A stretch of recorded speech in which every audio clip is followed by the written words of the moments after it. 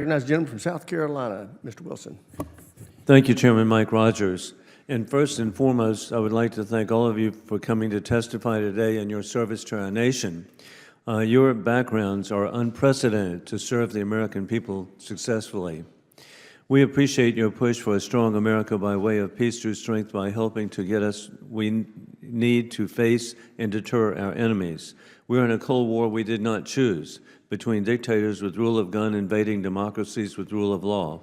War criminal Putin, the regime in Tehran, the Chinese Communist Party, continue to modernize their capabilities and rapidly expand as they grow closer to one another, the largest military peacetime buildup in world history.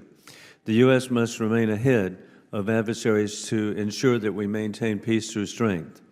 And my questions really are in appreciation of Chairman Mike Rogers' bipartisan initiatives. Secretary Duffey, from my 23 years service on the committee, sadly, we've made more attempts at acquisition reform than I care to count. Addressing the issues with our acquisition process is vital to ensuring our warfighters are properly equipped to deter enemies. Technological advances are achieved today remarkably as never before in history. From your view, why is it so hard to fix the system which clearly needs to meet the needs of the warfighters? Well, thank you for your question, Congressman, and I agree. I've been around the Department of Defense for about 15 years, and it is frustrating that it continues to be a challenge for us to learn how to acquire systems. In that time, as I've thought about how to approach this job, I do think the differentiator is execution and leadership, and so I'm privileged to serve under Deputy Secretary of Defense Feinberg, who I believe is really taking it right to the problem. We are having unprecedented levels of engagement with industry leadership. I was in Huntsville last week talking to the program managers and program executive officers. I think bringing the urgency and the desire for change to the folks that are really executing the mission and ensuring and providing them with the assurance that they have the top cover.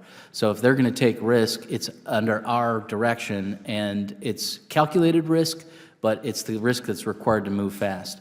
I think when we establish a precedent like that and then we recognize and reward folks who repeat that behavior, it's my hope and my projection that we'll be able to systematize some change.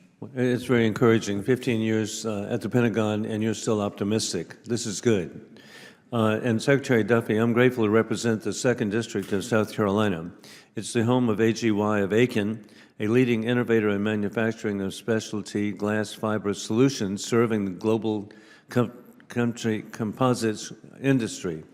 What steps in your office are being taken to ensure that we continue to have the capability to produce unique, critical manufacturing materials in the United States and thus preserve this essential starting point of America's national security supply chain?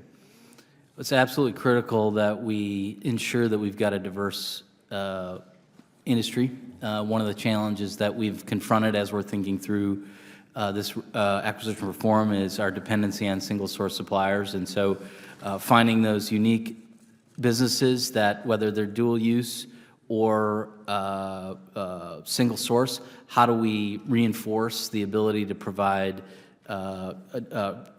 capability from a diverse set of actors? So we're always looking at where is there fragility in the defense industrial base and how can we apply the resources and authorities that Congress has applied to reinforce that strength. Well, and it's exciting that AGY also produces the interiors for the 787 Dreamliners that are made by Boeing in Charleston. So we can't have a fusion as China is achieving of military and civilian purposes, and AGY would be classic. Additionally, as you've mentioned, saving time for current commercial offerings, can you give some examples? Well, I just was having a great discussion with General Purdy before the hearing about how space benefits so tremendously from dual-use application, where the commercial industry is stimulating investment that the department can benefit from. And so I think looking across all of our offering, all of our needs, and identifying how are there ways for us to leverage commercial investment to extend the purchasing power of the Pentagon is top of mind. Thank you very much. And again, we appreciate each one of you, and I yield back.